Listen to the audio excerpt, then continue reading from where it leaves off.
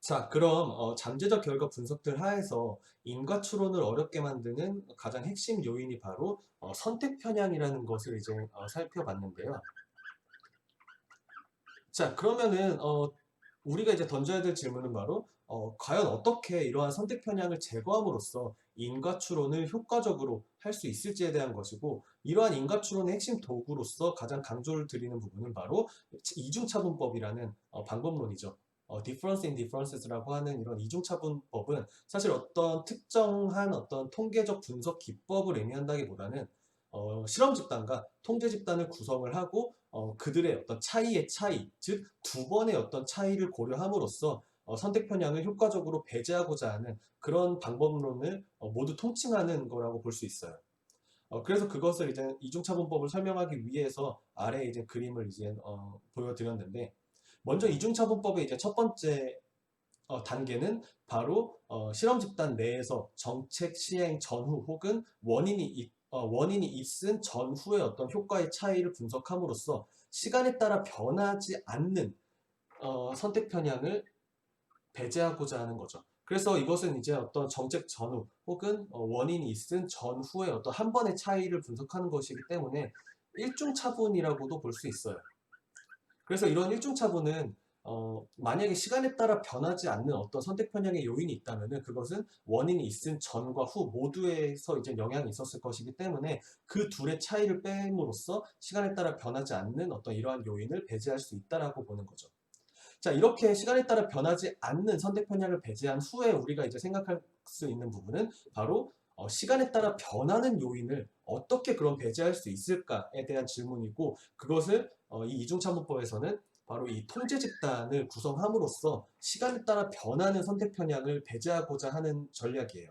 그래서 이 통제 집단을 구성하고 난 다음에 통제 집단에서도 마찬가지로 일중차분을 통해서 먼저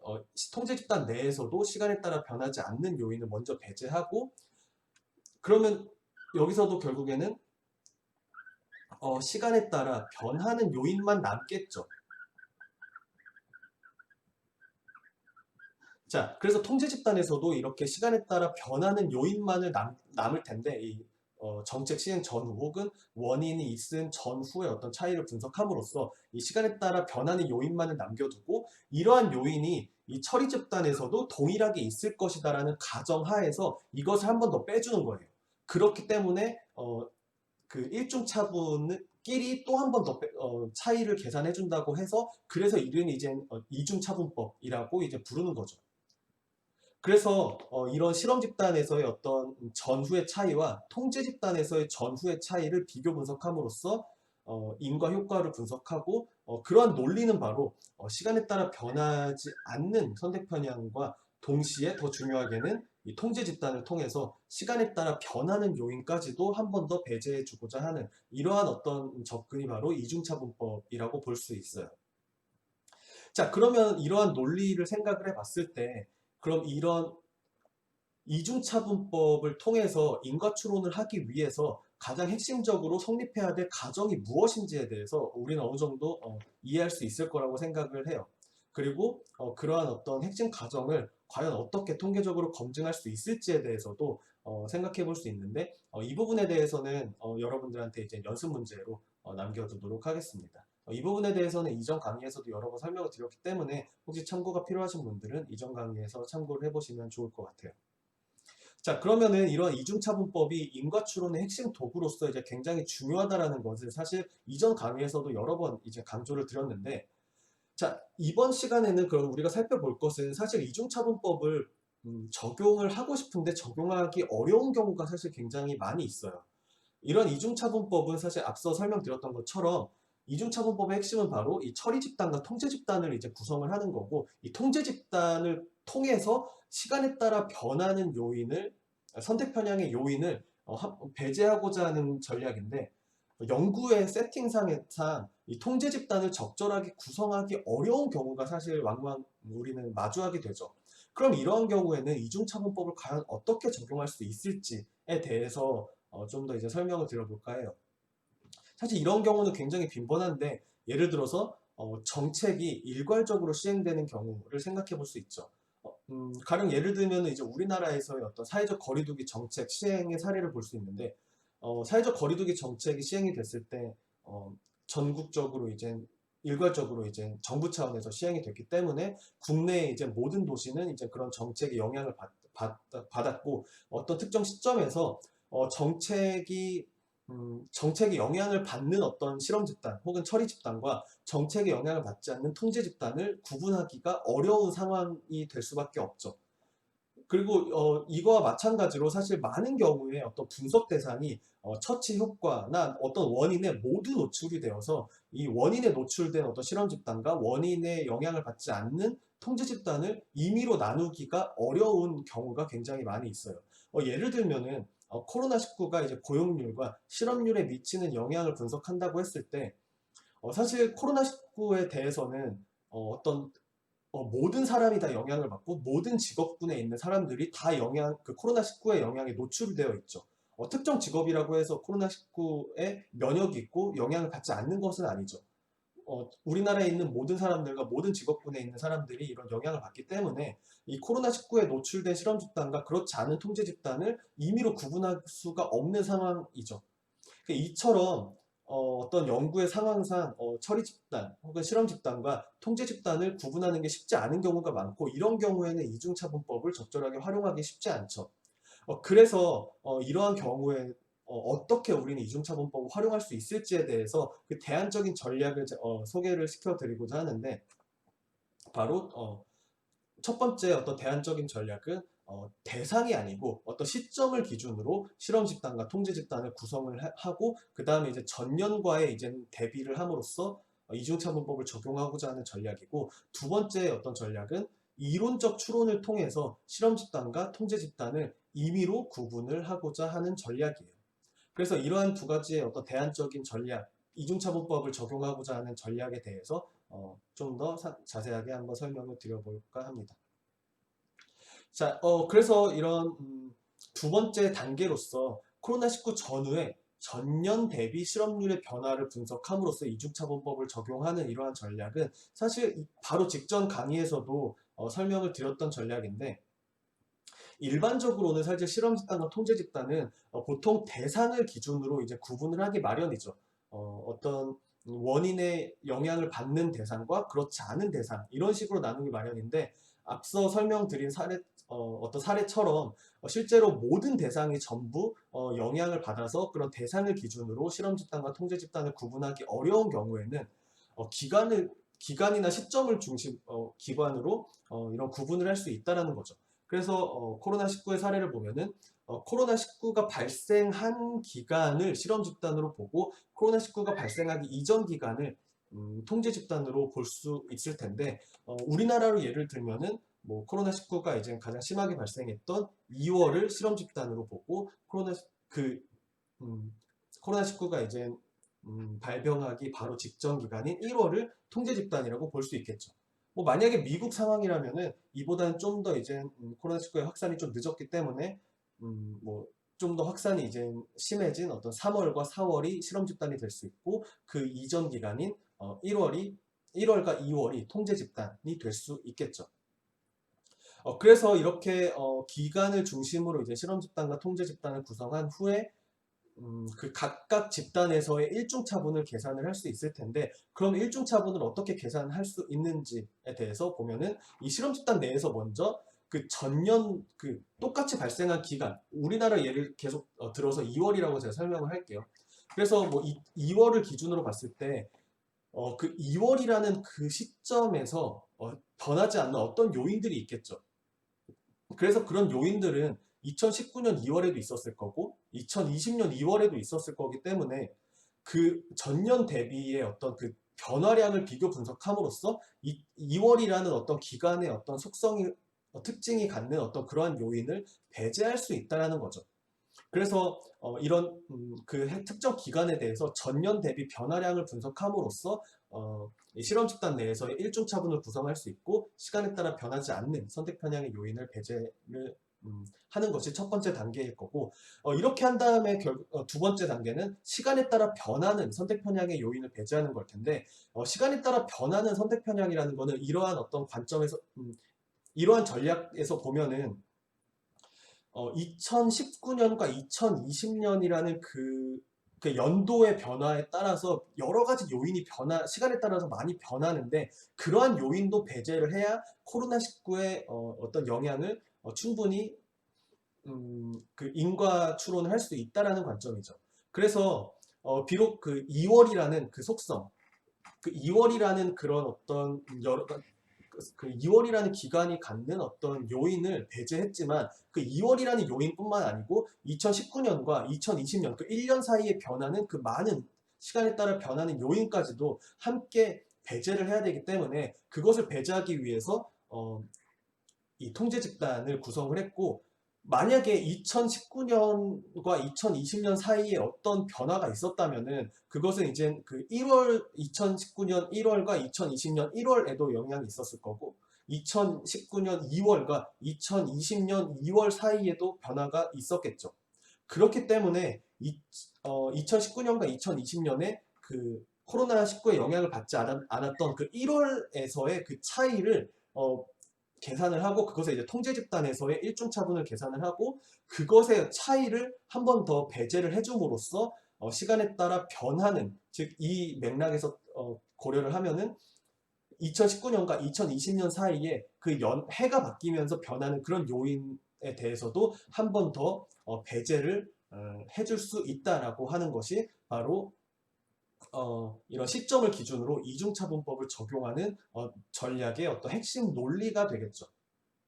그렇죠. 그래서 시점을 기준으로 이런 실험 집단과 통제 집단을 이렇게 구성을 하고, 그들의 어떤 전년 대비 변화량을 비교 분석함으로써 이중차분법을 적용하는 한 사례에 대해서 설명을 드렸고, 사실 이러한 분석 전략은 우리가 이제 이중차분법을 현실에서 가장 잘 활용할 수 있는 방법이라고 생각을 해요. 예를 들면은 이제 지난 6월에 이제 뉴시스에 기사를 하나 가져왔는데, 코로나 충격으로 인해서 취업자가 3개월째 감소하고 있고 실업률이 역대 최악이다라는 것을 이제 보여준 기사예요. 여기서 보면은 비록 이제 어떤 통계적 분석을 통해서 그런 인과적인 효과를 정량적으로 분석하지는 않았지만, 어, 그런 어떤 이중차분, 방금 설명드렸던 그런 이중차분법 전략을 활용함으로써 그런 코로나19의 인과적인 효과를 보다 효과적으로, 직관적으로 보여주고 있죠. 그래서 첫 번째 표를 보면은 코로나19가 이제 발생하기 이전인 2019년 5월부터 2020년 5월까지 쭉 이제 취업자 증가 추이를 보여주고 있는데, 특히 전년 동월 대비해서의 어떤 증감 추이를 보여주고 있죠. 그래서 코로나19의 어떤 영향이 어떤 본격화되기 이전 기간인 2019년 5월부터 2020년 2월까지 보면은 그 전년 동월 대비 25만 명에서부터 약 56만 명까지 증가하는 것을 볼 수 있죠. 그런데 이제 코로나19가 확산되면서 그런 영향이 이제 본격화되고 사회적 거리두기 정책이 시행되기 시작한 3월부터는 그런 전년 동월 대비해서 취업자가 굉장히 크게 감소하고 있는 것을 볼 수 있죠. 그렇죠. 그래서 이러한 그래프는 전형적으로 이러한 이중차분법을 현실에서 가장 잘 활용한 어떤 하나의 사례로 볼 수 있어요. 반면에 이 아래 그래프를 보면은 단순히 이제 실업률의 어떤 시간에 따른 어떤 변화 추이를 이제 보여주고 있고, 어떻게 보면은 앞서 설명드렸던 가장 쉬운 1단계의 분석 전략을 활용하고 있다라고 볼 수 있죠. 반면에 위에 있는 것은 어떤 취업자의 증가 추이를 보여주긴 하지만, 그것을 전년 동월 대비 보여줌으로써 2단계의 전략을 활용하고 있고, 이러한 어떤 그래프를 우리는 이제 접했을 때 어떤 인과적인 효과를 분석하는 데 있어서 아래 그래프보다는 위의 그래프가 훨씬 더 효과적인 방법이고, 인과 추론을 하는 데 있어서 더 적절하다라는 것을 이제 어느 정도 이해할 수 있을 거라고 생각을 합니다. 그래서 우리가 이제 실제로 신문 기사에서 어떤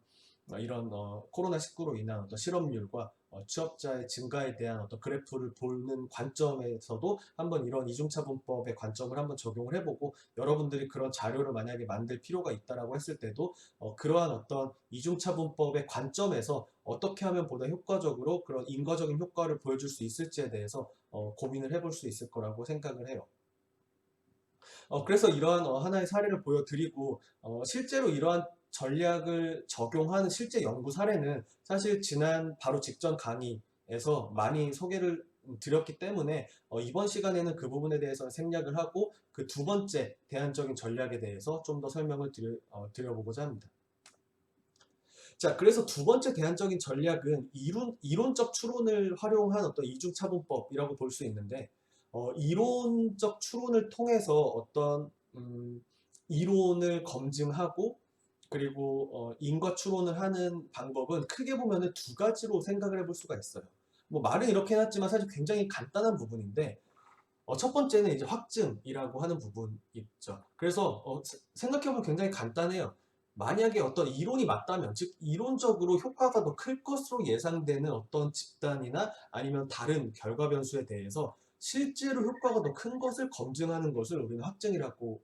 얘기를 하죠. 근데 반대로 반증은 이론적으로 효과가 없을 것으로 예상되는 어떤 그런 하위 집단이나 어떤 다른 결과 변수에 대해서 실제로 효과가 없다는 것을 검증하는 것을 우리는 반증 전략이라고 얘기를 해요. 사실 둘 다 어떻게 보면 굉장히 상식적으로 충분히 공감할 만한 내용이죠. 만약에 어떤 이론이 맞다면 어떤 효과가 더 클 것인데 실제 검증해 봤더니 그 효과가 더 크더라 라는 것을 통해서 이론이 맞다는 것을 보여주고 줄 수 있고, 또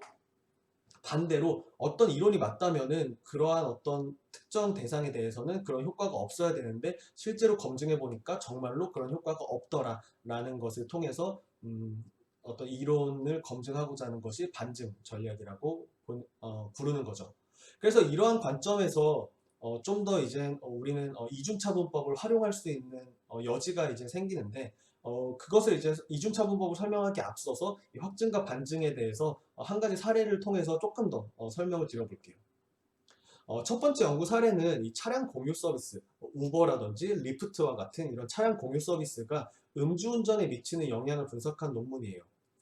이 논문에서 저자들의 이론적 주장은 이런 차량 공유 서비스가 다른 교통수단, 대표적으로 이제 택시에 비해서 편의성과 저비용의 서비스를 제공함으로써 음주자로 하여금 차를 운전하지 않을 인센티브를 높일 것이다 라고 하는 것인데,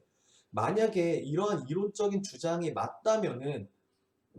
어떠한 서비스에서 효과가 더 클 것이고 그것이 실제로 맞는지를 검증하고자 하는 확증 전략을 펼치고 있어요. 아마 여러분들이 아시겠지만 우버 같은 경우는 우버 X와 이제 우버 블랙이라는 서비스가 있어요. 카카오 택시로 치면 이제 일반적인 카카오 택시와 이제 카카오 블랙을 생각하시면 되는데, 우버 X 같은 경우는 실제 택시보다도 더 저렴한 가격에 서비스를 제공하는 가장 대중적인 서비스고, 우버 블랙은 이제 일반 택시나 혹은 모범 택시보다도 훨씬 더 비싼 가격을 이제 가격인 어떤 프리미엄 서비스를 제공을 하는 서비스죠. 그래서 여기서 이 저자들은 이러한 이론적 주장이 맞다면은 보다 저렴한 서비스를 제공하는 우버 X에서 효과가 훨씬 더 클 것이고,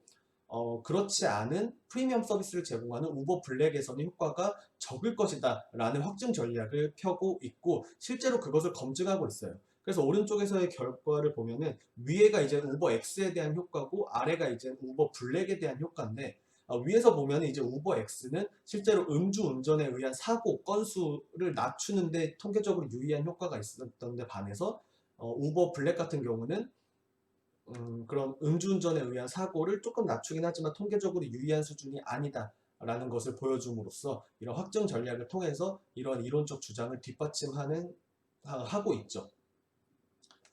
반대로 반증 전략의 하나의 사례를 보여드리고자 하는데, 온라인 거래 플랫폼인 이제 미국에서 이제 크레이글리스트라는 게 있는데, 쉽게 생각하면은 온라인 벼룩 시장이라고 생각을 하면 돼요. 그래서 온라인에서 이제 다양한 각종 이제 유무형의 어떤 상품이나 서비스를 이제 어떤 홍보하고 또 개인 간의 거래도 하고 약간 이런 이제 플랫폼인데, 사실 미국에서 이제 또 이 크레이글리스트가 이제 흥하면서 또 있었던 논란이, 이 크레이글리스트의 이제 불법 성매매의 어떤 홍보가 많이 올라오고, 또 실제로 개인 간의 어떤 그런 불법 성매매를 이제 오고 가는 이런 어떤 사례들이 굉장히 이제 사회적인 문제가 됐었는데, 그런 것들의 어떤 인과적인 효과를 분석하고자 하는 논문이에요. 구체적으로는 크레이글리스트가 이제 불법적인 성매매나 HIV, 에이즈 확산에 미치는 영향에 대해서 분석한 연구이고, 이 논문에서 이론적 주장은 다양한 유무형의 상품 및 서비스에 대해서 개인 간의 거래를 가능케 하는 크레이글리스트는 불법적인 성매매의 홍보와 이제 그런 어떤 성매매를 조장하여서 그 지역의 HIV, 에이즈 확산에 영향을 미칠 것이다라는 주장이었어요. 그래서 이 저자들은 그것을 이제 뒷받침하기 위해서 반증 전략을 펼치고 있는데, 만약 이러한 주장이 맞다면은 이 크레이글리스트, 즉 떤 개인 간의 어떤 상품 서비스의 어떤 거래를 통해서 확산되는 이런 에이즈와는 달리 그런 것과 전혀 관련이 없는 광견병에 대해서는 효과가 없어야 될 것이다 라는 것을 주장을 하고 있죠. 그래서 실제로 오른쪽에서 보시는 것처럼 이 크레이글리스트가 이제 도입이 된 것이 어떤 HIV 확산에 통계적으로 유의한 효과가 있었던 데 반면에, 오른쪽에서는 이제 크레이글리스트가 있었던 것이 이 광견병, 이러한 개인 간의 어떤 거래와 전혀 상관이 없는, 즉 이론적으로는 전혀 효과가 없어야 되는 어떤 그런 광견병에 대해서는 실제로 통계적으로 유의한 효과가 없었다라는 것을 보여줌으로써 반증 전략을 펼치고 있죠. 자, 이러한 어떤 이론적인 추론을 통해서 이론적 주장을 뒷받침을 하는 이러한 전략을 활용을 해서 이중차분법을 우리 활용해 볼 수 있는데, 바로 이론적으로 더 코로나19와 사회적 거리두기 정책에 더 영향을 많이 받을 것 같은 그런 직업을 우리는 이제 실험 집단으로 구성을 하고, 코로나19와 사회적 거리두기 정책에 더 적게 영향을 받을 것으로 이론적으로 예상되는 그런 직업을 통제 집단으로 임의로 구성을 하는 전략을 펼칠 수 있다는 거죠. 앞서 설명드렸던 것처럼 사실 코로나19나 아니면 사회적 거리두기 정책은 모든 직업에 다 어느 정도 영향을 미쳐요. 직업 망라하고 사실 우리나라에 있는 모든 국민들은 사실 코로나19와 그리고 사회적 거리두기 정책에 어느 정도 영향을 다 받을 수밖에 없죠. 그렇기 때문에 그런 영향을 받은 유무만을 가지고 실험 집단과 통제 집단을 구분할 수는 없는 상황인 거죠. 그렇기 때문에 우리가 이제 그런 상황에서 실험 집단과 통제 집단을 구분할 수가 없기 때문에, 이론의 도움을 받아서 이론적으로 코로나19와 사회적 거리두기 정책에 영향을 더 많이 받을 것으로 예상되는 직업을 실험 집단으로 분류하고, 그렇지 않을 직업을 통제 집단으로 분류함으로써 그 차이를 분석함으로써 그 코로나19의 어떤 인과적인 효과를 좀 더 밝혀보자라고 하는 그런 대안적인 전략이 바로 이 세 번째 전략, 세 번째 단계 로서 소개하고자 하는 그런 전략이라고 볼 수 있어요. 자, 이렇게 실험 집단을 구성을 하고 난다면은 사실 그 실험 집단 내에서의 그 코로나19 혹은 사회적 거리두기 정책이 시행된 전후의 차이를 통해서 일중차분을 구성을 하고, 그 영향을 더 많이 받을 것으로 구성되는 그 직업 내에서 시간에 따라 변하지 않는 선택 편향을 한번 배제를 하고, 이 다음에는 이제 또 시간에 따라 변하지 않는 선택 편향은 그 전후의 차이를 통해서 이미 배제를 했기 때문에, 그 다음에는 이제 시간에 따라 변하는 요인에 대해서 배제를 해야 되는데, 시간에 따라 변하는 요인은 사실 이 영향을 더 많이 받을 것으로 예상되는 직업이나 더 적게 받을 것으로 예상되는 직업이나 동일하게 시간에 따라 변하는 여러 가지 요인은 적용이 됐을 것이고, 그러한 가정하에서 이 통제 집단에서의 어떤 시간에 따라 변하는 요인을 계산하고 그것을 한 번 더 배제해 줌으로써 시간에 따라 변하는 요인까지도 추가적으로 배제하고자 하는 어떤 이중차분법을 적용해 볼 수 있겠죠. 그래서 통제 집단 내에서 이 일중차분을 구성을 하고, 그것을 한 번 더 이제 차이를 고려를 해주는 이중차분을 통해서 추가적으로 시간에 따라 변하는 선택 편향까지 배제하고자 하는 이러한 전략을 펼칠 수가 있게 되겠죠. 그래서 앞서 살펴본 2단계 전략이나 방금 살펴본 3단계 전략이나 사실 전통적인 그런 이중차분법을 적용하는 방법은 아니지만, 이런 대안적인 방법을 통해서도 충분히 우리가 효과적으로 이런 선택 편향을 배제할 수 있다라는 것을 좀 보여드리는 사례라고 생각을 해요. 그래서 이런 직업 특성에 따른 실업률의 변화를 분석하는 연구의 사례를 한번 살펴보자면은, 첫 번째 연구에서는 코로나19로 인해 영향을 많이 받을 것으로 예상되는 직업들에서 실제 실업률이 더 높아지는지 혹은 실제 고용률이 더 낮아지는지를 분석하고 있어요. 그래서 이 저자가 이제 이론적으로 이제 주장을 하는 것은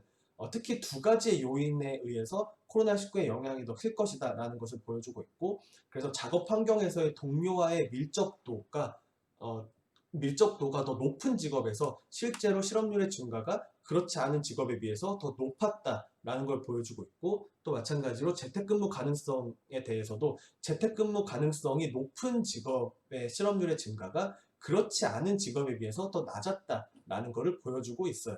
그래서 비록 이제 코로나19로 인해서 모든 직업들이 다 이제 영향을 받지만, 이론적으로 동료와의 밀접도가 더 높으면 영향이 더 크고 재택근무 가능성이 높으면 영향이 더 낮을 것이다 라는 주장을 펼치고, 그것이 실제로 맞다라는 것을 보여주고 있죠. 왜냐하면 당연히 이제 코로나19가 사람 간의 어떤 감염이 굉장히 크기 때문에 동료와의 밀접도가 큰 직업일수록 영향을 많이 받고, 또 그런 직업군이 있는 어떤 그런 산업이 실제로 사회적 거리두기 정책이나 아니면 경제 봉쇄 정책에 직접적 영향을 받고 영업에 차질이 많이 빚었기 때문에 그러한 직업을 가진 사람들이 실제로 더 실업의 확률이 더 높아지고, 또 재택근무 가능성이 높으면은 실업 대신에 재택근무로 돌릴 수 있지만, 그런 가능성이 적은 그런 직업들은 사실 일자리를 뭐 일시적으로든 아니면은 장기적으로든 일자리를 이제 잃을 수밖에 없는 가능성이 높아지기 때문에, 이 두 가지의 어떤 요인을 통해서 실업률의 변화의 차이를 비교 분석하고 있어요. 마찬가지로 이제 두 번째 연구 사례에서도 이제 미국, 영국, 독일에서 이제 설문조사를 통해서 코로나19로 인한 실직률을 비교 분석하고 있는데, 여기서도 이제 앞선 논문과 마찬가지로 재택근무 가능성을 기준으로 재택근무 가능성이 높을수록 코로나19의 영향이 적을 것이고, 재택근무 가능성이 낮을수록 코로나19의 영향이 클 것이다 라는 어떤 전제 하에서 실제로 재택근무 가능성이 높은 일을 하고 있는 사람들의 실직률이 더 낮았다라는 것을 이 세 국가, 미국, 영국, 독일에서 모두 동일하게 이제 보여주고 있죠. 이를 통해서 간접적으로, 직접적인 아니지만 직접적이진 않지만 간접적으로라도 이렇게 코로나19의 어떤 인과적인 효과에 대해서 보여주고 있죠. 그리고 여기서 또 주목할 만한 점은 단기간 혹은 기간제 근로가 정착되어 있는 독일의 경우 미국과 영국에 비해서 코로나19의 어떤 영향이 낮았다는 걸 또 보여주고 있어요. 여기서 보실 수 있는 것처럼 실제로 독일에서의 이 실업률이 훨씬 더 낮은 것을 볼 수 있죠. 아마 들어보신 분들도 많으시겠지만, 독일에서 이제 그 하르츠 개혁이라는 것을 통해서 실제로 이제 단기간 및 이제 기간제 근로가 굉장히 확산이 됐고, 사실 그것이 어떻게 보면 굉장히 결정적인 계기가 되어서 실업률이 많이 낮아지고, 또 그를 통해서 독일에서의 어떤 산업 경쟁력이 높아지고, 지금의 독일이 유럽에서의 어떤 유럽에서 어떤 경제적으로 군림할 수 있는 가장 결정적인 계기가 됐다라고 많은 사람들이 얘기를 하고 있는 그 하르츠 개혁의 영향으로 이런 독일에서의 어떤 경제 구조가 많이 달라졌고, 그것 때문에 이런 코로나19의 영향이 많이 달라졌다라는 것을 보여주고 있어요. 이것도 어떻게 보면은 간접적으로 코로나19의 영향을 보여주고 있는데, 이런 단기간이나 기간제 근로 같은 경우는 실제로 코로나19에 의해서 영향을 받을 수 있는 그런 영향에 대해서 그런 이런 변환을 할 수 있는 여지가 훨씬 더 많기 때문에 그 영향이 훨씬 더 덜하다고 볼 수 있죠. 미국이나 영국에 비해서. 그리고 또 여기서는 또 더 나아가서 이제 이 설문조사, 개인의 어떤 설문조사를 통해서 분석하고 있기 때문에 그 개인들의 어떤 그 직업의 특성에 따라서도 이제 비교 분석을 하고 있는데, 이 비정규직과 그리고 이제 무급 노동자, 그리고 이 시간제 노동자 혹은 어떤 시간이 어떤 고정되어 있는 시간을 일하지 않고 어떤 짧은 시간만 일하는 기간제 노동자들의 어떤 실직률이 더 높은 것을 이제 보여주고 있죠. 그래서 앞서 살펴봤던 여러 연구들과 마찬가지로 이런 코로나19의 영향이 모든 직업에서 동일하지 않고, 어떤 직업 특성이나 혹은 여러 가지 근무 형태에 대해서 그 영향이 다를 수 있다라는 것을 보여주고 있죠. 세 번째 연구는 이제 미국의 이제 노동통계청 데이터를 활용해서 코로나19 전후의 어떤 노동 지표를 분석하고 있는데, 특히 이때 코로나19 전후에 이 남성 이민, 특히 남성 외국인 노동자의 고용률이 더 크게 감소하고 있다는 것을 보여주고 있어요. 보면은 빨간색이 이제 이민 노동자들의 고용률인데 이민 노동자들의 고용률이 굉장히 크게 이만큼 감소한 데 반해서 물론 미국의 어떤 노동자들, 남성 노동자들도 감소하긴 했지만 미국의 남성 노동자들은 요 정도 감소폭이 있고 외국인 이민 노동자들의 어떤 고용에 더 크게 영향을 받았다는 것을 보여주고 있죠. 특히 여기서도 이제 그런 요인에 대해서 이 직업의 재택근무 가능성의 여부가 이민 노동자들, 외국인 노동자들의 고용률 감소의 약 4분의 1에서 3분의 1을 설명한다는 걸 보여줌으로써 이런 재택근무 가능성이 또 코로나19의 영향에 있어서 굉장히 중요한 역할을 한다는 것을 보여주고 있죠. 사실 앞서 살펴봤던 이런 세 가지 연구에서처럼 이런 재택근무 가능성과 같은 이런 직업 특성에 따른 실업률의 변화를 비교 분석하는 것은 사실 직접적인 인과적인 효과를 보여주는 데는 어느 정도 한계가 있을 수밖에 없죠. 하지만 어떤 간접적으로 코로나19의 어떤 인과적인 효과를 증명하는 데 있어서는 굉장히 효과적인 방법이다라는 것을 알 수 있어요.